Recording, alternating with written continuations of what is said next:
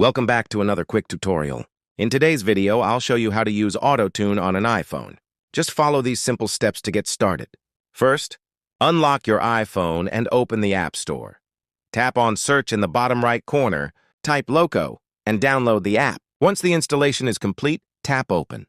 When prompted, allow the necessary permissions, including notifications, microphone access, and storage. On the home screen, tap Record, then select New Project to begin. For best AutoTune accuracy, it's recommended to use earphones or headphones, though this step is optional. Next, tap on the FX Effects or Preset option to view the available AutoTune styles. Choose an AutoTune preset that suits your needs, such as hard tone, natural tone, or super vocoder. After selecting a preset, tap Record and start singing or speaking. The app will apply AutoTune in real time. Once you're done, tap Stop, then save or share your auto-tuned recording. And that's it for today. Thanks for watching.